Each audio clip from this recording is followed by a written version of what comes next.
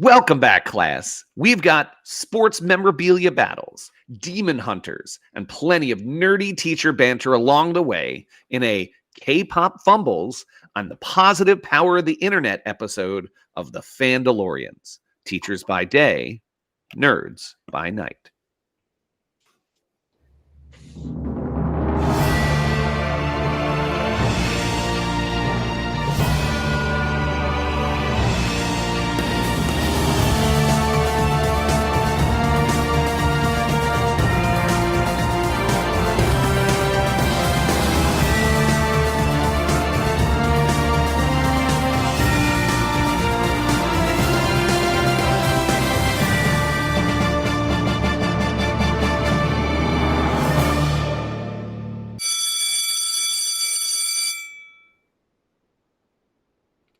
I'm like, what do I do now? Wait, I unshare. Well, you don't have to unshare. You can keep sharing. Why? Oh, because I did the morning announcement thing. All right, Yeah. all right, wait a minute. Yeah, I don't know, man. I'm sorry, it's falling apart. This is where you do your intro. Right. That is the bell, because we have a teacher-themed podcast. Class is now back in session. Okay, welcome to the Fandalorians podcast. Teachers by day, nerds by night. I'm literally reading it this time. It's been that long because I don't remember what I'm normally going to say. We are, you know, it might not be the number one anymore. No, we're still number one. Okay, sure. There's still demand out there. There is. Actually, have some of that coming up. There's actually people who are listening. Like, when's your next one going to drop? Number one pop culture podcast by public school teachers each and every week. That's a lie. We bring you the latest Week-ish. Yeah, once a month. Weekly adjacent. Yeah, week adjacent. Debates, fun teacher twist. Proud members on Fitlo Studios Podcasting Network. They probably hate us though because we haven't been on in a while. We meet lifelong friendships, banter, trash talking along the way. You can email us at if it's still working, the Fandalorians mailbag at gmail.com. You can text us at if it's still working, 631-494-3632. We get new listeners all the time, especially. Wait, are you expecting like the internet to go down or crash? Is there something you know about that I don't? Listen, I can't say anything. Listen. I know you are a man of many secrets, but anyway, go ahead. My secrets have secrets. We haven't used this stuff in a while. They may have turned it off. You know, like you haven't used your Dropbox in a while. You know, that's why it's sitting there. We have to literally like blow the dust off the email address. Those young kids don't know nothing about that. We get new listeners all the time. Let me introduce the two of us. My name is Mr. Richardson, fourth grade teacher, the man who has a new fan in his classroom. I think. Wait, did I tell you about this? You texted briefly about it, but I need you to expand. Well, here I'll expand. I had first couple of days of school. You know, good class. I like the group, and now I'm not just saying that because people are listening who may be part of that group. But I will say, they'll never know. They'll never know. One of the students came up to me and she goes, you know, they were asking me questions. You have a pet, you have a dog, you have a cat, you know, what do you like to eat, blah, blah. One girl goes, her name is Eleanor. I love this little girl too. She's very funny. How long you been doing the podcast? And just was not expecting that because no kid has ever brought it up. They've never really, like, you know, no one's ever. Wait, hold on, Mr. Richardson. Is this the season premiere? I feel like this is our season 5 premiere. Yeah, this is season 5 premiere. Wow. Premiere. I'm gonna have to put that in the logo. Season 5 premiere, and she mentions it. So I'm caught off guard. I tell her about 4 years, right? Because this is season 5.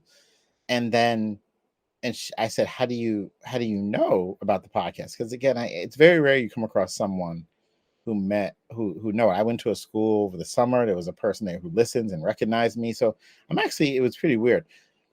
She said she was at Splish Splash and some other families were there. And one of them, I guess she had told them that, you know, family friends getting together said to, you know, I have Mr. Richardson. Oh, he has a podcast. One mom said to another mom. So her and her mom listened to a couple of episodes. Mom sent me a message on Parent Square about it, indicating we hit all the same points that she had about Superman. She was in agreement. This is what she had thought about it, and then, you know, keep going. She said it was motivation. I'm like, all right. That's when I text you. I'm like, all right, we gotta get back in the building because now I know she's sitting there waiting for. She doesn't care about open house in a couple of days. She wants to know about the podcast. I don't care what you're going to teach. I want to know what you're going to talk about on the pod. And here's what I really like about her daughter. It's really funny. Cup, and this is true. I joke around when I teach. I know you do too. Yep. She laughs, but she laughs like after it died down. You still hear her cracking up in the back of the room. And Like she does like the word, she repeats the end where you're like, tomatoes. Ah! Yes, she's done it a few times. And then it makes me laugh again because I normally don't, we don't laugh at our own jokes like that. But then when she starts laughing and I'm trying to teach and I can just hear her little chuckle, and It's just a contagious laugh. Yeah, I'm just like, man, those are the best laughs. You got me laughing again. I don't know. I like the kid, like the class, like the family and listeners. My other co-teacher here, New York City public school teacher, and the man who is a first-time parent of a high schooler, Mr. McDonald. First time. It's my last. Yeah, time. I mean, look, it's exciting. I teach high school, so you'd think I'd be like super prepared for high school. But it was really funny. Ryan, he's going into 9th grade. He's a good kid. And what really kind of got me is when I went into school and I saw the freshmen at my school. That's like Ryan. And I was just like, oh my God, it's so weird. But the funny thing is now I can help him with high school homework because he comes to me because he's in AP World and he's coming to me with like social studies questions. Oh, now you're finally in. Yeah. And I'm like, sit down, buddy. This is going to take a minute. I've been sitting out the whole time. Like, yeah, finally involved. Hopping up off the couch. I've been waiting. It's like tag team. I'm just reaching out and waiting to get tagged in. For years. Yeah, absolutely. Now you're. Nah, listen, before you blink, man, you teach them how to drive. It's coming. It's just around the corner. Our other co-teacher, Mr. G, is missing today because he joined a book club with one of our wives. It's not mine. So he joined a book club again? He joined an additional book club, dude, with teachers from his school, including my wife. Right now, they're reading. I think it's called Atmosphere, and it takes place in the 1980s, and it's about NASA. Sounds like Charlie. They seem to be enjoying it because right now my wife is actually in her room doing homework for the class. When do they get together? That I don't know, but she came home yesterday and she said, Charlie and Cindy already finished the book, so I have to finish the book. Listen, it's ridiculous. I love it. So I'm a little mad at Charlie because now I never see my wife. No, and we barely see Charlie. The book club has taken over her life. Yes. It's time to play the jingle if I can find it, because it's been that long, so I might not know where to locate it. I'll do my best.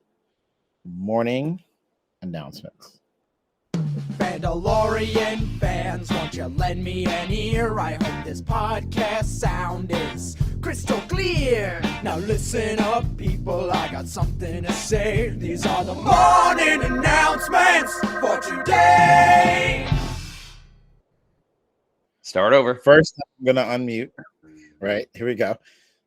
Juice box justice when grown-ups get schooled. We got 2 snatches, 2 kids, 2 redemption arcs, 1 public roast. Let me run through them. 2 events recently and all over the world, because we live in the world of everyone has a camera, and if you do some shady stuff and they catch you, they will find you now. This one stole a kid's cap at the US Open. We got the Polish tennis pro Kamil Myszak. I love what you wrote here. Not your shack. No, Myszak. He tried to give a signed cap to a kid named Brock. You can see it's been on ESPN and everywhere. If you search it, you will find it and watch the video. A millionaire CEO. If you have social media, you've already seen it. Yeah, it's come up all over the place. Petro Shishirek. Shishirek. Sure. Oh my God. I love how you wrote the phonetics. Yes, for those, everyone loves to see Mr. Richardson struggle with pronunciation. So I felt bad and I spelled it out phonetically. I had to Google it just to make him look a little bit more professional. Yeah, still missed it. Especially if I have a kid in class and family listening. People like, take my daughter out of that room. Now, meanwhile, both of us grew up in Polish Town, USA. You'd think we'd be able to nail Polish names. Nope, not a chance. He snatched the hat midair, tucked it in his wife's bag. Brock, the little boy, was upset, and the internet went nuclear. And so first the CEO doubled down with, hey, look, hats get stolen all the time. Kids should toughen up. And then It's essentially finders, weepers, losers. right. I mean, finders, keepers, losers, weepers, But right? then he actually, yes. Then he Yeah, and tripled down. he released like a press conference. I mean, a press statement that essentially said that. You're like, Yeah. ouch. Then he tripled down, and again, another comment. Some people asked him. He said more like, "Well, listen, this is what happens. Kids got to get over it." And then a week later, after they went after his business, and the world just turned on him. Oops, my bad. Meanwhile, My check. my check tracked the boy down, gave a new signed cap, a swag bag, a photo op.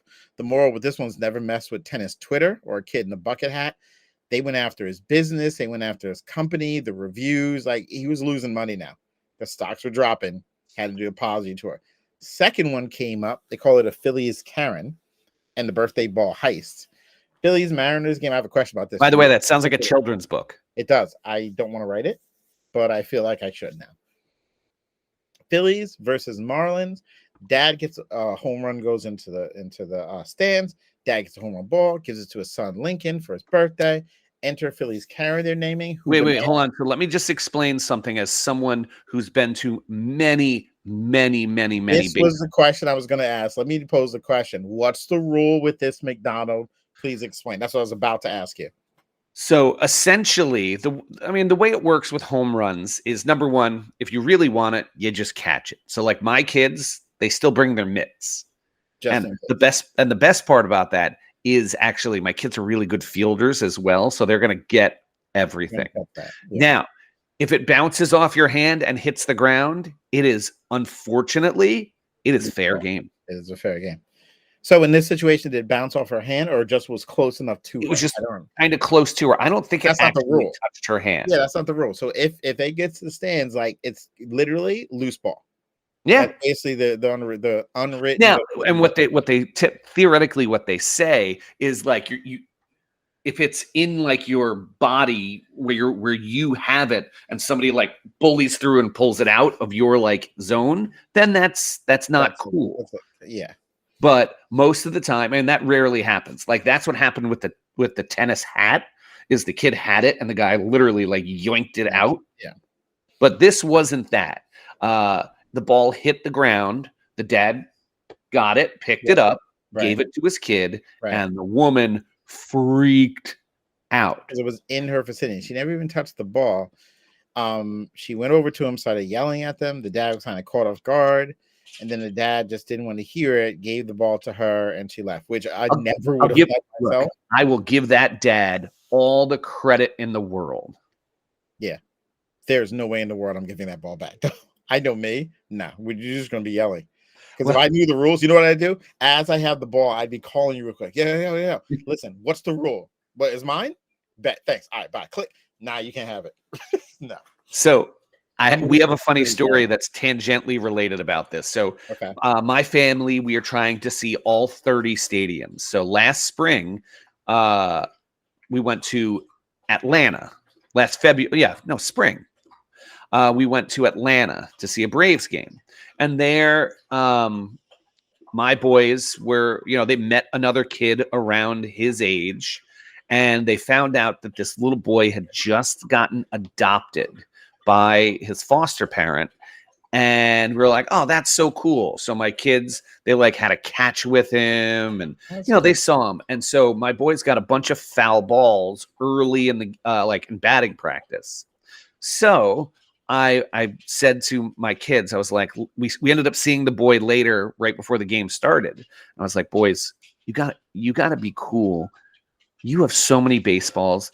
Give this kid a baseball. It will make his year. Yeah. And so Fitz didn't want to. He was still kind of little at the time. Yeah. It was 2 years ago, actually, but he didn't want to. But I was like, it's the right thing to do. So begrudgingly, he goes over and he's like, hey, I'm so happy for you. This is like your first game, blah, blah, blah. Here, take a foul ball. We got one too. And the kid was super excited, but it was really cool. And then later, we just kept running into them because, the stadium's not that big. And I guess they were kind of sitting in a similar seat. And so later we run into him, and my older son, he sees him and he doesn't have the baseball anymore. And we're like, So he goes over and he's like, "Hey, where's that baseball we gave you?" And he goes, "Oh, I sold it to the guys behind me. They offered me $30." Wow. No, That stinks. but then I wasn't even mad. I'm like, yeah, Yeah, no, but I do know the what you same mean. thing. $30 is $30.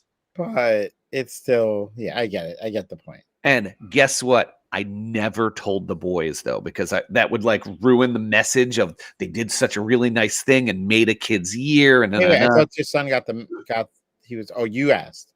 yes, sorry, Oh. I asked because see, even Yogi's mad. Yogi was there. Yeah, I heard. Yeah, apparently. So that's crazy. No, but anyway, yeah, I'm sorry. I went over because I didn't want to tell the boys because you're like, oh, Yeah, that kind of like yeah. takes back the lesson I just tried to teach them. And But thankfully, they don't listen to the podcast ever. yeah, never. Jesus. No, they would die. Everybody saw it and everybody was really mad about it, even during the game, like immediately. And so that game, someone from the Marlins, which is where the game was, came over to the boy. They gave him a brand new baseball. They gave him like a bunch of swag, like t-shirts and stuff. And so, stuff for that. Then later, Harrison Bader, the guy who hit the home run, he met the boy after the game and gave him a signed bat. And it just shows you the power of social media in a good way. Yeah, people have no patience for this, and I'm not a celebrity. Nor should they. I'd be like, yo, it's a little kid. Like, I remember, listen, I'll give you our example before I move on because we have more stuff. And this isn't anywhere near this level, but and you and I did this all the time. We worked at Splish Fast. We used to spend quality time pumping our quarters, not theirs, into this claw machine to win prizes. And every time we pulled the prize, and they hated us because our bosses there hated us because they'd buy these expensive prizes, put them in the claw machine in the morning, tuck them in so hopefully the kids spend money getting it out. But our goal was like, yo, I think I can get that Power Ranger. Yo, that's my power. I can get this. And we would pull so much stuff out of there every time. And McDonald, you know as well as I do, we gave every single thing away. There was never anything we pulled out of that claw machine in 4 or 5 summers working there that we kept. Whatever came out, we'd find a little kid, hey, you want this? And we'd give it to him. We did it every time. Let's give it to the kids. And we got really, really good at it. At some point, we would have like crowds of children. Yeah, I know, it was terrible because we were working too. We were on the job playing the machine and handing out prizes to random. I mean, kids. Allegedly. I Allegedly. don't know if there's like, statute of limitations. The statute of limitations after something that happened in the summer of 1996. It might be. This world's crazy right now. All right, so listen, be nice to kids. Give them the ball, and if you win stuff in a claw machine, hand it to a child. Stop being a baby. But hold on. Let's talk about this, Mr. Richardson. So, have we reached peak entitlement where grown adults feel that they can do whatever they want on camera in public? I think what's happened is people have done this probably for years. It's just now just without cameras. Caught. And people, if they get a video of you, it takes a second to put it online. Within 2 hours, someone knows who it is. Someone says it. They got their address. Next thing you know, here's where he lives. That's what he looks like, which is sad sometimes. But if you did some of these things, this is where we have to be careful, though. Like that woman, did she make a mistake? Absolutely. Does that define her as a person? No. The internet is going to say she's the worst human being ever. Oh yeah. And, I mean, this is something that job. That's a lot. I mean, Mr. Richardson, this is something that we always think about as teachers. You have students that you really, really like, and you have some students that are like problem students. I have every student I like this year in my class. They're perfect. Every single one, right? Look, yeah, because people are listening, man. What are we doing? Yeah, I know. Well, see, I always use the famous joke where if I have an annoying kid, I always tell them they're my second favorite student in class. And so they inevitably ask, well, who's your favorite? And I say, it's a tie. It's everybody else. Everyone else.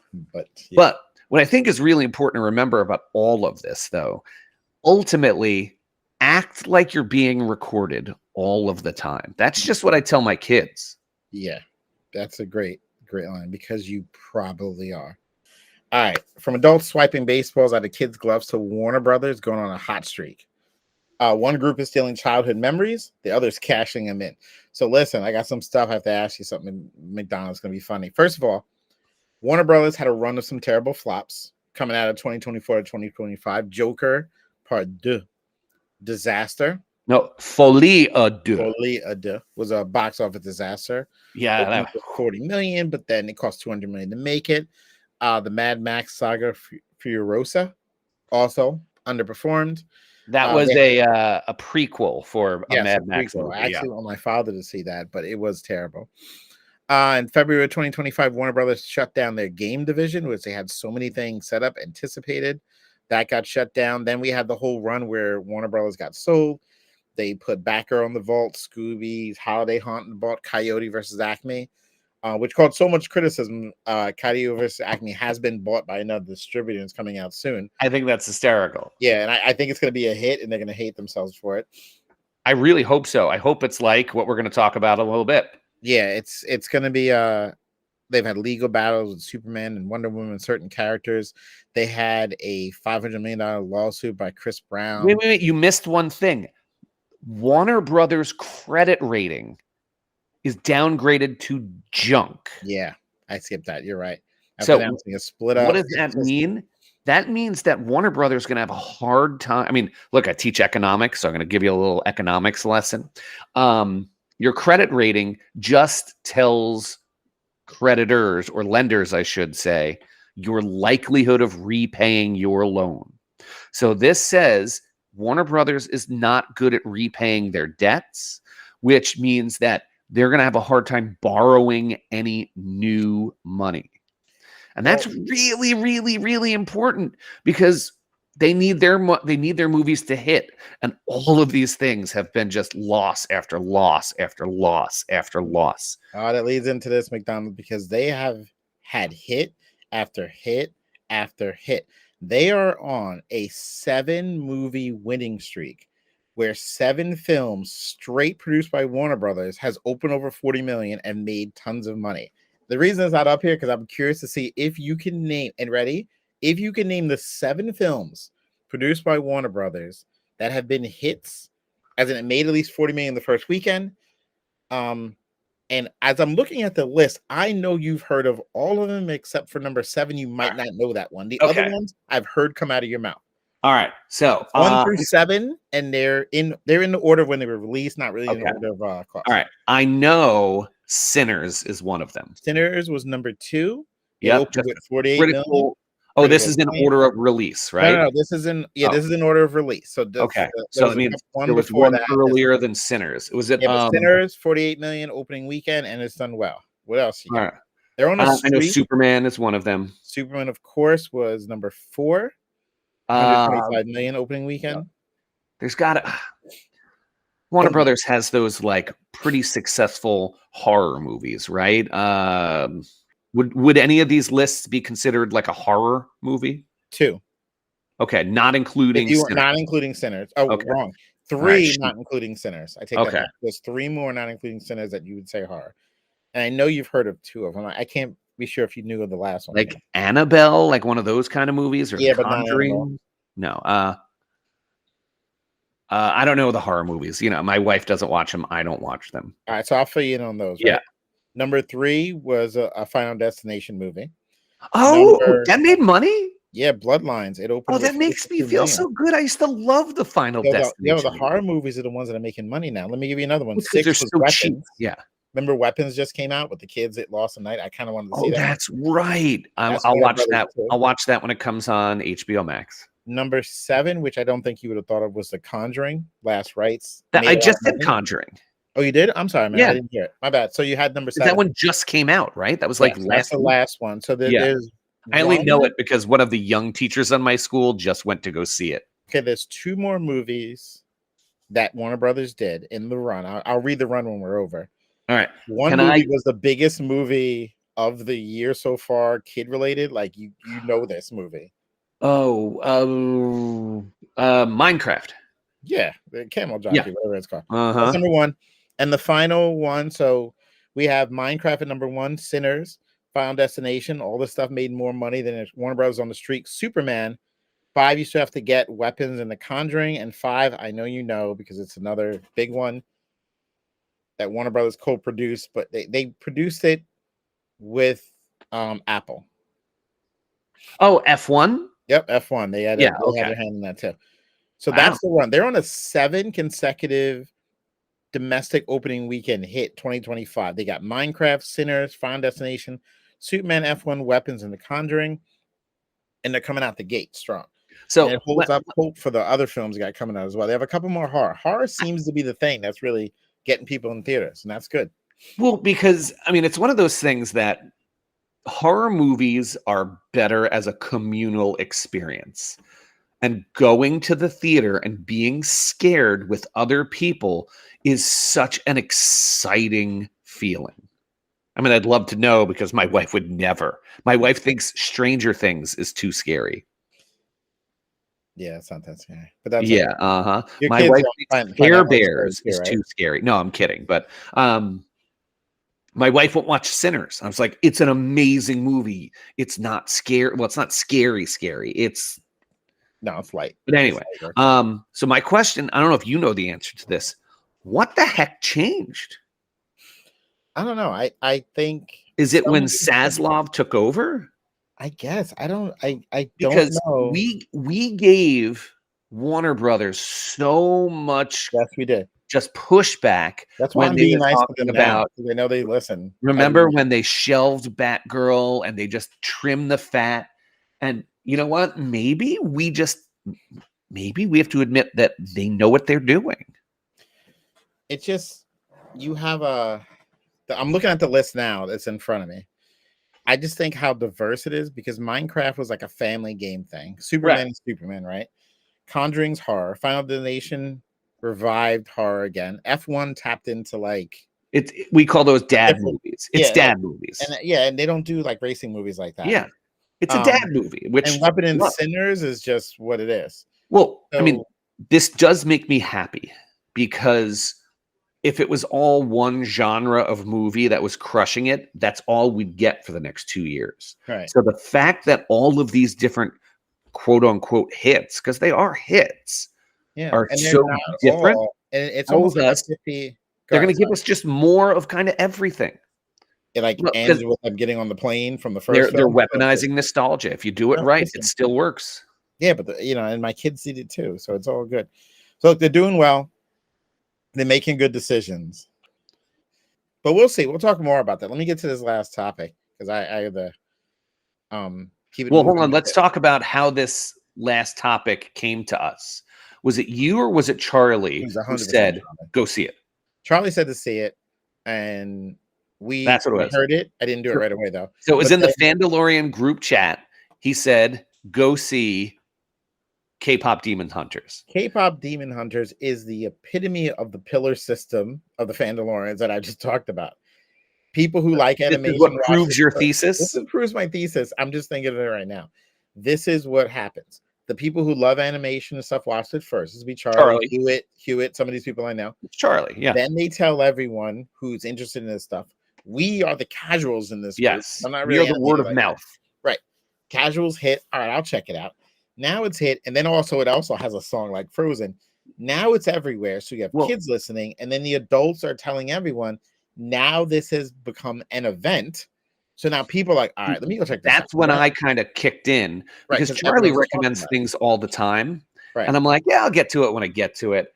But then all of a sudden you're on Twitter or you're on TikTok. Everywhere. And the songs are there. And all, Charlie said to me, he goes, get over the title and you're going to be fine. And guess what? He's absolutely right. This is the exact thing like Buffy the Vampire say. Once you get past the title, it's a completely different show you expect. And then it hit that zone of it's now everywhere. So now I'm like, all right, so what's this about? I gotta check this out. And then we're in the social media zone of now it's crazy, it's an event, whatever. But here's the funny part of it, not really funny. Well, it's not funny, haha. Yeah. Funny, tragic in a real way. Yeah, but not really. Hey, listen, you make decisions. Well, it's good for Netflix. Not so good for Sony. No, because Sony produced K-pop Demon Hunters. They paid $100 million to produce it. In 2021, the pandemic hit. Sony just signs a direct to Netflix deal. I'm going to make this open, oversimplify it. Basically, Netflix pays them the budget of 100 million and 25 million on top of it. But Netflix owns everything: streaming, merch, IP, profits, everything moving forward. So Sony only keeps. So this is like the George Lucas deal with Star Wars. His was worse. I have a list of what I think are some of the worst deals. I think that's like the number one. But Netflix owns everything now. Sony can produce the sequels, but not control them. But they still just get 25 million off of every produced sequel. Like they don't get anything else. So obviously it came out in June 2025, and just like the Pillars, it didn't really kick into like mid-July when Charlie was talking about it, but it's been there since before school ended. Yeah, I watched it in August, like 2 weeks ago. It became Netflix's most watched animated film ever. 266 million views. There's a theatrical sing-along version that made money. This is what made me want to go see it. They said that Netflix put this in the theaters, and back when I saw the article, they said it made $18 million in theaters for a show, for a movie that you could see for free. If you have that told me, and that's why I wouldn't even consider myself a casual. This was definitely my FOMO, where I was just like, all right, now I got to see this. What is happening? Because then I was thinking about going to school. They're all talking about it. Yeah. And I gotta tell you, I know we haven't really talked about it. I thought it was fantastic. Yeah, I thought it was too. We have to come back to it, and we have to bring Charlie. I don't dig into it without him because he's our animation expert, but we should. Listen, their songs hit Billboard charts. They're top of Billboard. Their album made so much money for Netflix. They actually have an album. Spotify charts. The song Golden's #1. I'm putting in this play I'm doing. And Sony, you got their 20 million faceplant because basically, you know how the songs are good. You're humming them like walking down the hallway, and you don't even realize it. Yeah. So despite producing it, Sony, since they paid it off, only made $20 million. They could have had $1 billion franchise. These are the same people who complain that we only have Spider-Man. We're trying our best. They're only getting a tiny fraction. Even the Sony CEO later said, yeah, it made sense during the pandemic, but oof. Again, Netflix owns the IPs, the sequels made by Sony go straight to Netflix. So Sony traded long-term franchise gold for short-term safety, and now they're going to watch Netflix build an empire. Literally, they had Stranger Things, and they added something, and this is not going away. Like, they're striking with the irons hot. Sony sold it. Netflix got it. It blew up. Is this the worst licensing deal ever? But I know you got something you want to say. Well, hold on. I want to defend Sony here. Okay, good. Sony, I don't think knew what they had because I wish Charlie were here for this one, but the animation kind of market is notoriously fickle. What a lot of people think is going to hit doesn't hit, and a lot of things that they don't think are going to hit hits. And so it's hard to tell. And so I think, if you remember 2 years ago, we were arguing on this very podcast that maybe movies are done. They're going to go the way of like Broadway shows where, regular people aren't going to see them and they're just too expensive. And so I think Sony panicked and they were like, let's just get our budget plus a little bit of money back. And, just like what the Acme movie did, with Warner Brothers. And look, Warner Brothers survived. They just had 7 bangers in a row. Give me the if you want to put it in the context of mistakes, this is the George Lucas thing. I'm oversimplifying it, but basically they said, listen, instead of money, can I just have rights to all the merchandising? And them not realizing that includes toys and something made him a ridiculous billionaire. Obviously the Sam Bowie Jordan thing, I feel like has to be the conversation all the time. Blockbuster had a chance to buy Netflix. Yeah, had a chance to buy Netflix. They said, nah, we're good because they're going to be doing this. They're good. But listen, I understand what you're saying about how they couldn't know.